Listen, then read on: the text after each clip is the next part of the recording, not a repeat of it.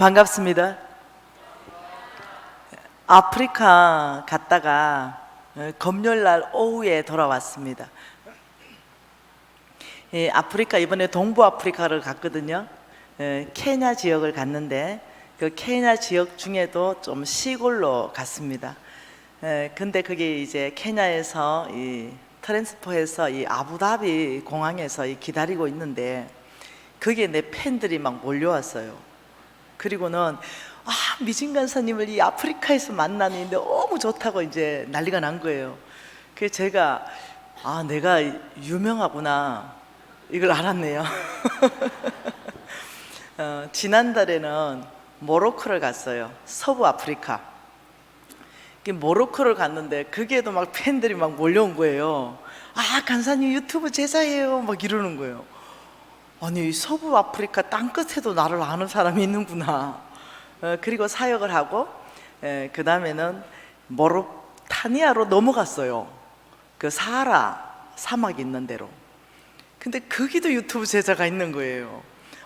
미진 간사님 반갑습니다 막 이러는 거예요. 이야, 굉장히 내가 유명한가 보다 이렇게 생각했습니다. 어느 사람이 과학자인데요, 이 사람이 통계를 냈답니다. 몇 사람이 같이 통계를 냈는데 제 유튜브 강의가 클릭이 1억 클릭이 넘었답니다. 이게 90분짜리 강의가 8강의로 묶어져 있는데 그것이 1억 클릭이 넘었다는 것은 의미하는 바가 있습니다. 그것은 뭔가 주님이 하시고 싶은 메시지가 그 안에 담겨져 있다는 것입니다. 현재 지금 기독교 역사 안에서 어떤 특정 주제로 강의한 것이 1억 클릭된 것은 역사 안에 없는 일입니다. 그래서 이거는 강의가 좋다 이걸 그냥 생각하는 게 아니라 그 메시지 안에 하나님 아버지의 마음이 뭘까, 이 부분에 대해서 사람들이 집중하는 것 같습니다.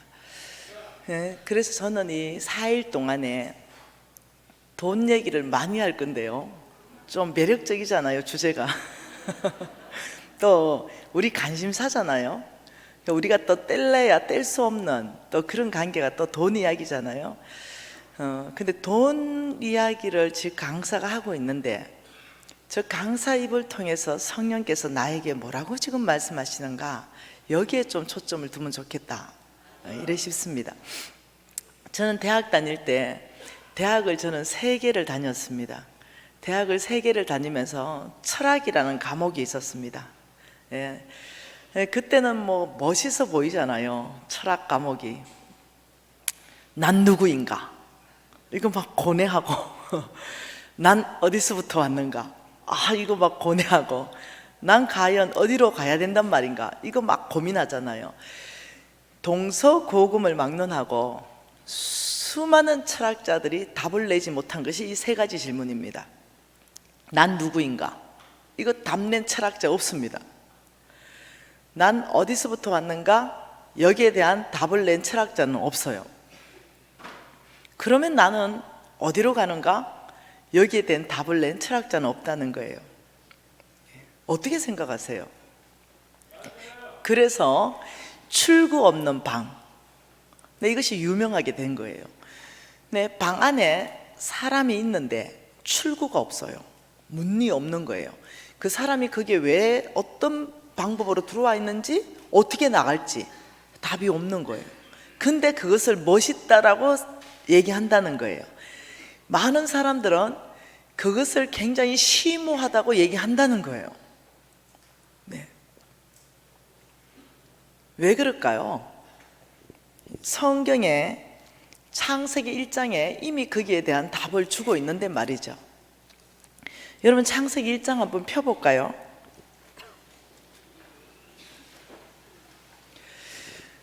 창세기 1장 26절, 27절, 28절 석절은 굉장히 중요한 말씀입니다. 내가 누구이며 내가 왜 왔으며 내가 어디로 가야 되는지 명확하게 제시하고 있습니다. 이 창세기 1장 26절 우리 같이 한번 읽어볼게요. 하나님이 이르시되 우리의 형상을 따라 우리의 모양대로 우리가 사람을 만들고 그들로 바다의 물고기와 하늘의 새와 가축과 온 땅과 땅에 기는 모든 것을 다스리게 하자 하시고, 하나님이 자기 형상 곧 하나님의 형상대로 사람을 창조하시되 남자와 여자로 창조하시고, 하나님이 그들에게 복을 주시며 하나님이 그들에게 이르시되 생육하고 번성하여 땅에 충만하라. 땅을 정복하라. 바다의 물고기와 하늘의 새와 땅에 움직이는 모든 생물을 다스리라 하시니라. 이 석절 안에 답이 다 있는 거죠. 나는 누구인가? 네, 나는 하나님의 형상이다. 정확한 답이에요. 나는 하나님의 형상이다. 이 형상이다, 이 뜻은요, 카피라는 뜻이에요. 카피. 하나님을 카피했다, 이 뜻입니다. 나는 하나님을 카피본이다, 이 말도 맞는 거예요. 그러니까 나는 누구인가? 나는 하나님의 형상이다. 그래서 이렇게 노래 부릅니다. 당신의 모습 안에서 우리 주님의 영광을 보내. 당신의 모습 안에서 우리 하나님을 발견하네. 이 다 그런 가사들이에요. 왜요? 내가 만들어진 존재 자체가 하나님의 카피본으로, 형상으로 만들어졌기 때문입니다. 나는 누구인가? 정확한 답은 하나님의 형상이다. 그럼 나는 어디서부터 왔는가? 네, 창조되어서 하나님으로부터 이 땅에 보냄을 받았다. 왜 이 땅에 보내셨는가? 하나님이 만드신 모든 것을 다스리게 하기 위해서, 다스리라 명령받고 이 땅에 와 있다. 그럼 나는 어디로 갈 것인가? 당연히 만드신 그분에게도 간다. 너무너무 간단한 답. 세 줄 안에 다 나오는 답. 이것을 평생을 철학으로 연구한다는 거예요. 어떻게 생각하세요? 많은 돛 닦는 사람들, 평생 돛 닦는 문제가 뭐냐면 죄의 문제를 해결하기 위해서요. 죄. 살생하지 말라 이러면서 평생 10년, 30년, 60년 평생 무릎에 사리가 박히도록 돌을 닦아요.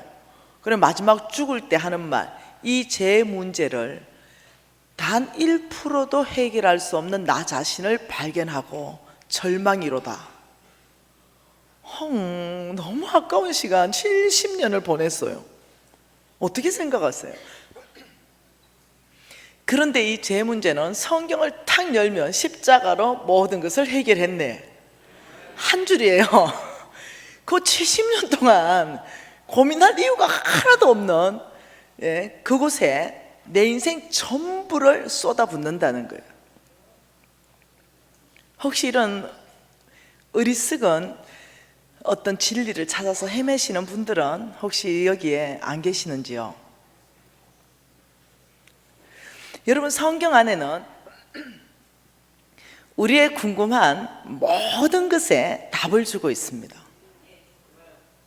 여러분, 저는요 굉장히 인생에서 실패를 맛본 사람입니다. 내 인생에서 정말로 저녁에 잘 때 아침이 오지 않으면 좋겠다, 아침이 오면 혹시 죄 지을까 봐, 스스로 목숨을 끊을까 봐, 그냥 저녁에 잘 때 이대로 하나님이 날 좀 부르면 좋겠다, 이것을 오랫동안 그런 어떤 어려운 가운데 놓여 있었습니다. 제 인생의 가장 밑바닥에서 굉장히 힘들고 고통스러운 시간들을 10년간 보냈습니다. 이 10년은 처절한 시간이었고, 이 10년은 사는 것보다 죽는 것이 좋겠다라고 생각할 만큼 거의 노숙자 같은 생활을 10년간 했어요. 근데 이 10년 안에서 제가 하나님을 깊이 만납니다. 저의 모든 모난 부분들은 깎여 나가기 시작했습니다. 그리고 제 내면은 하나님의 형상으로 회복되어 가기 시작했어요. 네. 지금 돌이켜 생각해 보니까 그 10년의 한 발 한 발 뛸 때마다 너무 아파서 까시밭이었습니다. 근데 10년이 지나고 뒤돌아보니 꽃길입니다. 왜냐하면 주님이 저를 업고 지나가신 걸 깨달았습니다.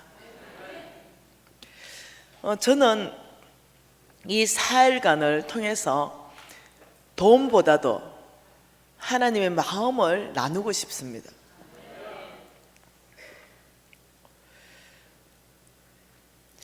여러분, 그렇다면은 돈은 어디에 있을까요?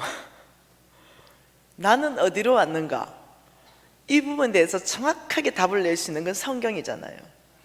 그러면 돈은 어디 있을까? 어디서부터 답을 내야 돼요? 말씀 안에서부터 답을 내야 돼요. 그러면 돈은 어떤 형태로 있을까? 이것도 말씀 안에서부터 답을 내야 돼요. 그러면 그 돈은 누구에게 주는가? 이것도 말씀 안에서 답을 내야 돼요. 그럼 이 돈은 왜 주는가? 이것도 말씀 안에서부터 답을 내야 돼요. 그런데 저는 그러지 못했어요. 저는 고신사대입니다. 저는 이 부산에서도 신앙생활을 꽤 했습니다. 부산에는 고신이 강하잖아요. 네. 저는 고신사대로 7살 때부터 어머니 손에 이끌려서 그때부터 제가 단 한 번도 공적인 예배를 빠져본 적이 없습니다. 새벽기도, 주일 예배, 수요 예배, 금요철야 모든 교회에 있는 공적인 예배를 우리 어머니가 빠지게 하지 않았습니다. 혹시 내가 자고 있으면 업어서 우리 어머니가 교회당에 눕혀놨습니다. 그리고 우리는 고신이었기 때문에 여기도 장로님석이라고 딱 적어놨네요. 네. 와, 앞으로 장로 될 사람이 앉아 계시네. 네. 저 앞에 보니까 장로석 이게 딱 적어 놓은 거예요. 우리 어머니가 꼭 그 자리에 나를 앉혔어요. 네. 그리고 저는 장로가 됐습니다. 그리고 왜 거기 앉혔냐면 우리 어머니는 두 가지 삶밖에 없어요. 하나는 주의 종이 되든가, 하나는 장로로 교회를 섬기든가. 이 두 가지 삶 외에는 없다라고 가르치셨습니다. 그래서 항상 장로님식에 저를 앉혀놨어요. 그리고 7살 때부터 이제 성경을 읽기 시작했어요. 그래서 성경을 하루에 10장을 읽게 했습니다. 이렇게 말했어요. 10장 안 읽으면 일단 굶겼습니다. 밥을 안 줬습니다. 우리 어머니가 너 오늘 성경 10장 읽었냐? 이렇게 물으면 읽었다고 거짓말 한 적이 가끔 있어요. 근데 다시 내 눈을 똑바로 쳐다보면 제가 못 읽었어요. 이렇게 진실을 토로했습니다. 그러면서 어머니가 7살 때 질문입니다. 너 밥을 한 일주일 안 먹으면 어떨 것 같냐? 배고파요. 한 달 안 먹으면 어떨 것 같냐? 많이 고파요. 한 3개월 정도 밥 안 먹으면 어떻게 할 것 같냐? 아마 죽겠지요. 이때 우리 어머니가 해준 말씀이 제 심장 안에 지금도 남아 있습니다. 사람은 육체와 영으로 만들어졌다. 육체는 밥을 먹고 건강하고 네 안에 있는 영은 말씀을 먹어야 건강하다. 너가 말씀을 일주일 안 먹으면 병들기 시작하고 말씀을 3개월 정도 안 먹으면 그 영은 죽었다고 할 수 있다. 너는 살아있으나 육체밖에 없다. 하나님과 교통할 수 있는 그 기능은 다 죽어버린단다. 그래서 매일 말씀을 먹게 했습니다. 저는 그때 그 말을 이해도 되지 않았고 무슨 말인지도 몰랐어요. 예. 그러면서 사춘기가 시작됐습니다. 예, 밥만 먹으려면 엄마가 성경 말씀을 펴고 얘기하기 시작했어요. 그래서 제가 사춘기고 예민한데, 그래서 제가 엄마는 성경 말씀 말고 할 말 없어 나하고? 우리 어머니가 이렇게 말했어요. 하나님 말씀 말고 너하고 할 얘기가 뭐가 있냐? 하나님이 뭐라 했냐? 문설주에 발라서 들어가나 나가나, 이마에 붙이고 손목에 기어로 메고 들어가나 나가나 말씀 아니냐. 말씀 말고 뭘 가지고 너하고 대화를 하냐. 그게 제가 너무 화가 나가지고 밥숟가락을 탁 놓고는 엄마하고는 대화가 안 돼! 이러고는 나가버렸어요. 제가 이제 시집 갔습니다. 아들을 하나 낳았습니다. 우리 어머니처럼 교육시키기 시작했어요. 그 아이는 24살입니다. 그런데 성경을 정말 많이 읽었어요. 이 아이가 중학교 3학년, 고등학교 1학년 올라갈 때 사춘기가 왔습니다. 그때 제가 밥상머리에 성경을 펴고 말씀을 전하고 있는데 이 아들이 나한테 이렇게 말했습니다. 엄마는 밥 먹을 때마다 그 말씀만 전하냐고. 그 말씀 좀 안 전하고 밥 좀 조용하게 먹으면 안 돼? 깜짝 놀랐어요. 내가 했던 말을 그대로 다시 하는 거예요. 그래서 내가 이렇게 말했어요. 내가 니하고 말씀 빼고 뭔 대화를 하냐. 하나님이 뭐라고 하냐. 들어가나 나가나 이마에 손목에 또 얘기하면서 우리 엄마가 말한 걸 그대로 내가 하고 있는 내 자신을 발견했어요. 근데 놀랍더러 이 녀석이 숟가락을 탁 놓더니 엄마하고는 대화가 안 돼! 이러고 방에 들어가 버렸어요. 여러분 놀랍죠? 아브라함이 실수를 했어요. 마누라를 여동생으로 속였는데 놀랍더러 이삭도 똑같이 합니다. 참 놀랍죠?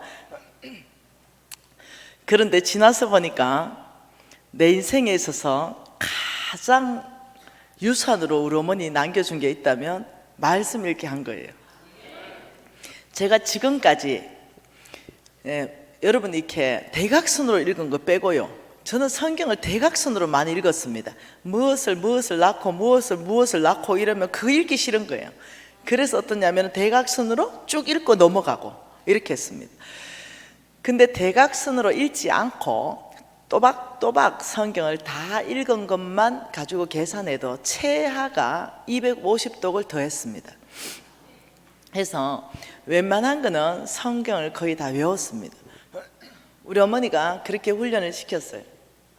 또 제 배경이 고신이고, 그러니 굉장히 말씀 중심으로 교육을 받았고, 굉장히 복음 중심, 기도 중심, 교회 공동체 중심으로 그렇게 교육을 받았습니다. 지나서 생각해 보니까 어머니가 가장 이 자녀에게 좋은 유산을 남겨주셨다. 우리 어머니가 저한테 돈 10원 이제까지 준 적 단 한 번도 없습니다. 오히려 우리 어머니는 저를 하늘은행 통장으로 생각합니다. 뻑하면 청구서 들어옵니다. 돈 보내라고. 네, 그럴 때마다 제가 하늘은행 통장입니다. 청구, 우리 어머니 청구서 들어오면 제가 돈 내드립니다. 그게 얼마든지 상관없이. 그렇듯이 말씀으로 키워놓으니 효녀가 된 거예요. 우리 딸들이 다 효녀입니다. 그리고 우리 사위들이 다 효녀입니다. 우리 어머니가 한 건 죽도록 말씀 훈련밖에 안 했어요. 그런데 다 어떠냐면은 부모를 공경하는 사람으로 바뀌더라고요. 그러면서 제가 그렇게 말씀을 많이 알고 있다고 해서 제가 믿음의 사람이 아니라는 걸 발견했습니다. 이것이 저의 슬픈 현실이라는 거예요. 저는 말씀을 거의 다 외우고 있는데도, 저는 고신 4대인데도 저는 하루에 3시간 기도 안 한 적이 없습니다. 그럼에도 불구하고 어떤 특정한 사건이 저 안에 발생했습니다. 그것은 제가 사업을 하다가 부도가 난 거예요. 제가 20대에 제가 사업을 하게 되었고, 대한민국 상위 1% 그 똑같은 동나이대로 성장시켰습니다, 회사를. 그러면서 제가 IMF를 맞으면서 보증섬에서 부도나게 되었어요. 그 많은 재산을 다 날리고 못 갚은 빚만 50억이었어요. 이 50억 빚을 못 갚으면서 부도나면서 불치병이 걸렸습니다. 그래서 병원에 여기저기 다니면서 이 불치병을 고쳐보려 했으나 의사 선생님들이 이 병은 원인도 모르겠고 이걸 고칠 수가 없다는 거예요. 이 병원 가도 원인을 모르겠다, 저 병원 가도 원인을 모르겠다 이러면서, 원인을 모르면 불치병이죠. 뭐 원인을 모르면 고칠 병의 이름도 모르고 병의 원인도 모르고 병을 고칠 방법도 모른다면 그 불치병 아니겠어요? 그러면서 제 믿음은 완전히 제로가 됐습니다. 환경이죠, 환경. 불치병이라는 환경, 그리고 부도라는 환경, 이 환경이 내 안에 딱 생기니까 내가 누군지를 적나라하게 보여줬습니다. 저는 굉장히 평안했거든요. 굉장히 잘 나가던 사람이었거든요. 돈도 많았고 건강했고 남편도 잘 됐고 내가 하는 모든 것이 잘 됐어요. 그럴 때는 믿음의 태산 같은 용사처럼 보였습니다. 제가 다니는 교회에서는요, 저보고요 더 보라라고 그랬습니다. 믿음의 여전사. 네. 그랬는데 실질적으로 내 내면은 싸우고 있는 거예요. 내 안에 믿음이 하나도 없는 거예요. 제가 환경이 좋을 때는 늘 이렇게 고백하기를 좋아했습니다. 예수님은 나의 힘이십니다. 예수님은 나의 방패이십니다. 예수님은 나를 도우시는 분이십니다. 그런데 의사 말에 불치병 이러니까 예수님도 내 병을 못 고치시는 분, 이게 내 진짜 믿음이었습니다. 50억 부도라는 이 환경 딱 맞닥뜨리니까 우리 하나님은 나의 방패가 못 되어주시는 분, 이 불치병도 내가 스스로 해결해야 되고 50억 부도 난 것도 내 스스로 해결해야 되는, 내 힘, 내 능력, 내 지혜, 내 방법을 의지하고 살았던 이 믿음의 현주소, 이것이 적나라하게 드러나는 것은 환경 안에서부터 드러나기 시작했어요. 환경이 좋을 때 여러분 다 믿음 있는 사람처럼 보여요. 환경이 좋을 때, 잘 나갈 때. 근데 막상 당신은 온몸 전체 암이 다 퍼졌습니다. 3개월밖에 못 삽니다. 이랬을 때 나는 어떠한가? 내가 태산같이 의지했던 내 남편, 이 남편은 교수구나, 이 남편은 변호사구나, 이 남편은 의사이구나, 이 남편이 죽었다 할 때 나는 어떨까? 과연 하나님이 나의 공급자가 될까? 어떤 이 환경에 노출되면 그때서야 내 믿음의 현주소가 적나라하게 드러나는데, 저는 믿음 없음이 드러났어요. 그리고는 실패한 인생으로 가기 시작했습니다. 그리고 세상적인 방법으로 해결하려고 부단히 노력했습니다. 그런데 그러면 그럴수록 더 초라해졌습니다. 더 비굴해졌습니다. 더 형편없이 어려워졌어요. 그리고 이제는 완전히 두 손 딱 들 수밖에 없는 상황까지 몰려갔습니다. 그것이 뭐냐면 집 잃고 길거리에 쫓겨나는 거였습니다. 그래서 저는 길거리에 쫓겨나서 정말 로스타 같은 생활을 했습니다. 부도났기 때문에 도망가고 싶었습니다. 저는 제가 돈을 빌려서 쓴 적은 10원도 없어요. 100% 보증 써줬습니다. 친구들 보증 써주면서 부도났습니다. 근데 사람들이 얼마나 독한지, 내가 돈을 쓰지 않았는데도 내가 보증 쓴 건 내가 쓴 거하고 똑같은 거죠. 성경 말씀에 놀랍게도 그때 그 말씀은 귀에 들어오지 않았어요. 잠언서 22장 7절에 이렇게 말합니다. 빚진 자는 채주의 종이다. 채주의 종이라는 거예요. 빚을 지게 되면 채주의 종이 되어서 채주가 오라면 오고 가라면 가야 되는 거예요. 아무리 하나님의 저쪽 사역이 보여도 글로 못 가는 거죠. 채주가 나를 잡고 있으니까. 그리고 또 잠언서 22장에는 이렇게 말합니다. 너희들이 보증 서면 만일 갚을 것이 없다면 너의 누운 침상까지 빼앗길 것이다. 그래서 정말로요, 제가 좀 살았기 때문에 침대 이런 걸 얼마나 좋은 명품을 썼겠어요. 거기에 빨간 딱지 붙여가지고 다 가져가더만요. 정말로 누운 침상을 가져가더만요. 그때서야 제가 성경 말씀들이 기억나기 시작했어요. 흠이 진짜 사실이네. 내가 하나님의 종이 아니라 정말 체조의 종이 되었네. 정말 내 누워있는 침상을 내 눈 보는 앞에서 실어 나가더라고요. 이야, 이거 보통 일이 아니네. 그래서 갚을 길이 없으니까 제가 한 번은 이제 교회 예배를 드리고 밖에 나가는데 그 깍두기들이 온 거예요. 깍두기들. 제가 보정을 쓰면서 너무 고통스러워 가지고 제가 그 일수까지 제가 얻었었거든요. 그 일수하는 깍두기들이 온 거예요. 그 저 밑으로 내려가는데 갑자기 깍두기가 하나가 내 머리를 낚아챘어요. 그러더니 또 하나가 내 멱살을 딱 잡았는데 그게 단추가 주르륵 풀리거나 떨어지거나 이게 굉장히 수치스러운 거예요.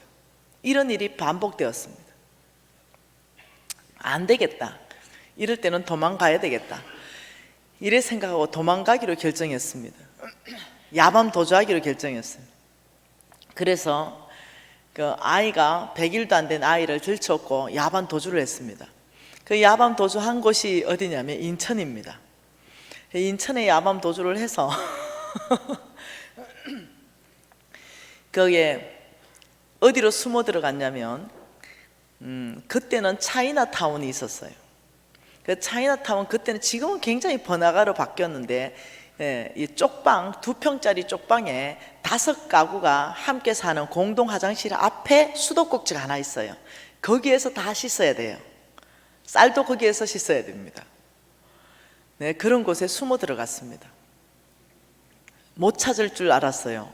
근데 대한민국 유일하게, 전 세계 제가 지금 다니는데 유일하게 대한민국에만 있는 게 있어요. 그게 뭐냐면 떼인 돈 받아들입니다.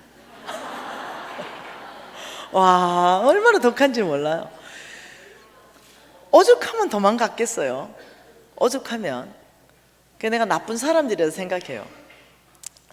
자기 걸 다 챙기고 재물을 빼돌리고 도망간 사람들은 좀 따라가서 잡아야 되겠지만 나처럼 모든 재산을 다 내주고 진짜 살기 위해서 아무것도 없이 도망간 사람은 좀 놔주면 좋겠어. 그런데 떼인 돈 받아줍니다. 이런 사람들이요, 내가 숨어있는 곳을 찾아냈습니다.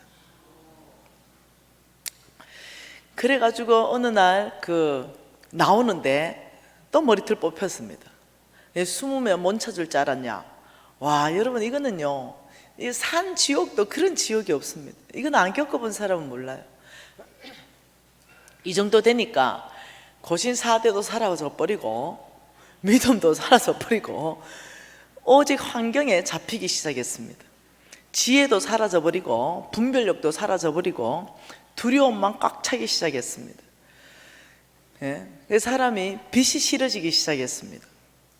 그래서 방에 있는 창문을 다 막아버렸습니다. 그리고 방에 갇혀서 나오기 싫은 거예요. 사람 만나는 게 두려운 거죠. 이런 시간, 오랜 시간들을 보내기 시작했습니다.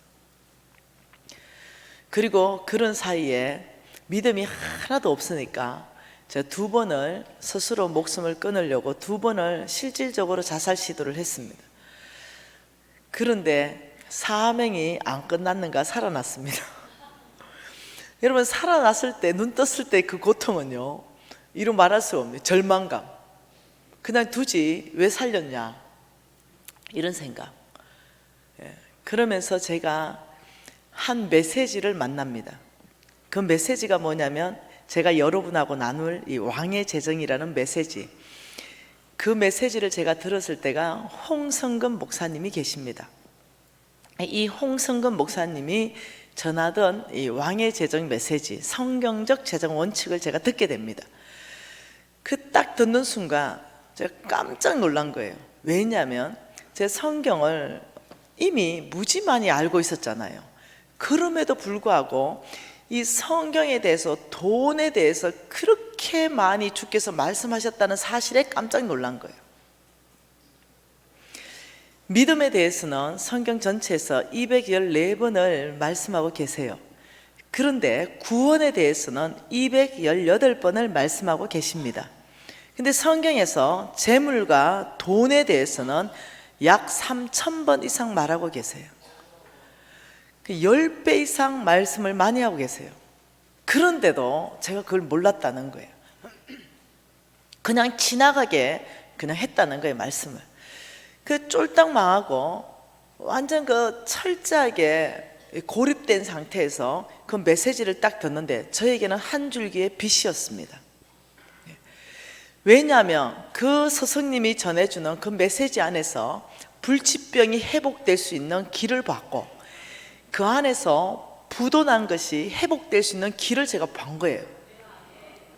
그리고는 제가 죽을라 해도 안 죽어져서 이제는 죽을 힘을 다해서 살아봐야 되겠다는 생각으로 바꾸기 시작했어요. 그리고 제가 그분을 찾아갔습니다. 그리고 이렇게 물어봤습니다. 저는 50억이 부도났는데요, 하나님에게 당신의 메시지를 들으니 이 50억이 주님께 있다는 건데, 나처럼 이 50억 부도난 사람도 정말 당신이 가르쳐 주신 그 방법으로 살면 저 같은 사람에게도 희망이 있습니까? 5천만 원도 아니고 5억도 아니고 50억입니다. 이러니까 그분이 저에게 질문 하나 했습니다. 자매님, 질문 하나 합시다. 우리 하나님에게 감기를 치유하시는 것과 죽어서 냄새 나는 죽은 시체를 살리게 하는 그거와 하나님에게는 무엇이 더 어렵습니까? 가만 생각해보면 똑같을 것 같아. 같은 것 같은데요. 하나님이 재물을 주실 때 50억 주시나 5천억 주시나 하나님에게는 동일합니다. 단지 그것을 맡길 만한 사람이 없는 것입니다. 충격이었습니다. 하나님께서는 하나님의 재물을 맡길 만한 사람을 찾는 것입니다. 하나님의 재물을 관리할 수 있는 능력 있는 사람, 하나님의 재물을 청지기로 관리할 수 있는 사람, 하나님이 재물만 맡겨놓으면 내 거라고 주장한다는 거예요. 자매님이 하나님이 맡길 수 있는 사람, 하나님의 재물을 관리할 수 있는 청지기가 된다면 자매님 그 50억은 빠른 시간 안에 하나님이 먼저 해결하실 것입니다. 굉장한 희망이었습니다. 저는요, 간정 이런 거 별로 안 좋아합니다. 왜냐하면 제 출신이 고신입니다. 고신병. 저는 말씀에 100% 근거하지 않으면 저는 은혜도 못 받는 사람이에요. 그만큼 철저하게 말씀 중심으로 훈련된 사람이에요. 그런데 그 홍성근 목사님의 메시지가 어떤 메시지였냐면 99%도 아니고 100% 말씀만 가지고 말씀으로 해석했습니다. 이것이 제 마음을 사로잡았습니다. 그리고 제가 이미 신학도 공부했었어요. 그러니 얼만큼 저 목사님이 말씀을 전하는 것이 성경적인가 분별력도 갖추고 있었어요. 그러니 그 메시지는 단순간에 제 마음을 사로잡았습니다. 그리고는 제가 결단하게 돼요. 무슨 결단을 했냐면, 이제는 죽을 각오로 한번 돌파해 봐야 되겠다. 내 방법, 내 지혜, 내 능력으로 다 해봤는 거 안 되는 거 이제 한번 해봐야 되겠다. 이러고 성경을 다시 폈습니다. 그리고 다시 공부하기 시작했습니다. 그리고 어느 날 빚을 갚기 시작했는데 첫 번째 빚 갚은 게 10,000원 갚았습니다. 10,000원. 이 10,000원 갚은 그 시간부터 50억 빚을 다 갚는 시간까지 4년 반 걸렸습니다. 그리고 저는 돌파했죠. 여러분 흥미롭죠? 저는 그 얘기를 들려주고 싶은 거예요. 그리고 작년에 저는 이 얘기 하고 싶지 않은데 성령께서는 도전을 주라 했기 때문에 어쩔 수 없이 하는 거예요. 정말로. 저는 이제 내 자랑하고 싶지 않습니다. 근데 내 자랑 들릴까 봐. 나 진짜 십자가에 죽어붙는데. 작년에 100억 헌금했습니다. 그리고 이럴까 봐. 박수는 치지 마세요. 내가 하나님께만 영광을 드리고 싶은데 이럴까 봐. 일주일 후에 150억 또 했습니다. 진짜 내 자랑 되기를 원하지 않습니다. 제가 간증하는 건 뭐냐, 죽을 수밖에 없고 소망이 끊어진 그 사람을 하나님께서 바꿨다는 걸 간증하고 싶은 거예요. 이제는 어떻게 그냥 100억 단위로 헌금할 수 있는 사람으로 하나님이 재정 구조를 바꿔놨다는 거예요. 이 지금 방법을 여러분에게 전수하러 왔다는 거 아닙니까? 흥미 있습니까? 흥미 있어야 되죠. 질문 하나 할게요. 제가 이 질문을 해보니까 합동 측과 고신 측은 대답을 안 해요. 순복음과 감리 측은 태산같이 대답해요. 아멘이라고. 네. 여러분 어디예요? 네? 한번 봅시다. 그냥 대답으로 그냥 맞춰볼게요. 여러분 부자 되고 싶습니까? 여러분 아주 큰 부자 되고 싶습니까? 여러분 고신은 아니다. 합동과 통합이 중간쯤 섞여 있는 것 같아. 네. 대답이 그렇다. 대답이. 네. 여러분 이 질문에 아주 즐겁게 아멘 이렇게 할 수 없는 이유가 있습니다. 왜 그러냐면은 부자는 하늘나라 가기가 얼마나 어려운지 낙타가 8월기 나가는 것보다 더 어렵다. 이 메시지가 우리가 너무 많이 듣던 메시지인 거죠. 그러니 뭔가 우리 하나님은 부자를 싫어하시는가? 이런 게 내 안에 있는 거예요. 실질적으로 진짜 부자는 되고 싶은데 대답하기는 뭔가 그 메시지가 나를 잡고 있는 거죠. 제가 서울에 큰 교회에 집회를 갔어요. 그때 제가 타고 갔던 차가 벤츠 S클래스 최고 좋은 거 타고 갔습니다. 근데 그쪽에 나를 이제 마중 나온 권사님이 나를 소개받기를 선교단체 간사가 재정 부흥 집회를 온다 이렇게 이제 소개를 받고 와보니 이 선교단체 간사가 벤츠 S클래스를 타고 오니 기분이 팍 상한 거예요. 뭐 이런 게 다 있어 이래 싶은 거죠. 뭐 이렇게 교만한 게 다 있어. 왜? 인식 자체가 선교단체 간사 이러면 좀 찌질하게 나타나고 뭐 티코라도 끌고 나타나고 이러면 좀 은혜가 될 텐데 벤츠 S클래스를 딱 타고 나타나니 아우리로 나를 막 그냥 훑어봐버리는 거예요. 그 근사님. 그래서 내가 왜요 근사님 왜 차가 마음에 안 듭니까? 제가 또 직선적이거든요. 그러니까 아니 뭐 선교단체 간사님이라 그래서 굉장히 겸손한 차를 타고 올 줄 알았습니다. 상상 이상이랐어요. 저 이거 겸손한 건데요. 저 페라리 타고 안 왔잖아요. 그랬더니 이 근사님이 아주 밥맛으로 저를 아리로 훑어보더니 절로 갑시다 이러댔어요. 그래서 제가 이제 쭉 사는 삶을 간증하고 말씀을 전하기 시작하고 근사님이 깨졌습니다. 제가 99% 내놓거든요. 하나님 나라에. 저는 제 목표가 1%로 벤츠 타는 거거든요. 그때 제가 간증했습니다. 내가 지금 벤츠 이거 1%로 타고 있는 거라고. 이 근사님이 나중에 찾아왔습니다. 미진 간사님 너무 부끄럽습니다. 사실 자기가 내하고 똑같은 차래요. 그런데 교회 올 때 너무 미안해가지고 교회 밖에 주차장에 주차하고 걸어온다는 거예요. 왜 그러냐 했더니 떳떳하지 않는 거예요. 하나님께는 자기는 너무 인색했던 거예요. 그리고 자기한테는 너무 부유하게 사는 게 뭔가 떳떳하지 않으니까 숨기고 싶은 거예요. 네. 근데 간사님이 이렇게 자유하게 나 페라리 안 탔잖아. 근데 처음 만나봤다는 거예요. 처음 만나봤다. 네. 그 자기가 이제 삶을 바꾸겠노라고 그러면서 이 권사님이 상가집이 있는데 그게 한 20억 나가는 상가집을 교회에 바로 헌신해 버리더라고. 그리고는 이제 자기는 삶을 바꾸겠다고, 이젠 떳떳하게 살겠다고, 하나님 나라도 부여하고 나에게도 부여하고 미진 간사님처럼 살고 싶다고 멋지게 이렇게 얘기를 하더라고요. 여러분 저는요 여러분 교회에 무슨 많은 헌금이 나온다 이런 거에 별 관심이 없습니다. 내가 여러분 교회 장로가 아니라서 그런 것 같아요. 저의 관심은 여러분 교회를 넘어갑니다. 저의 관심은 하나님 나라입니다.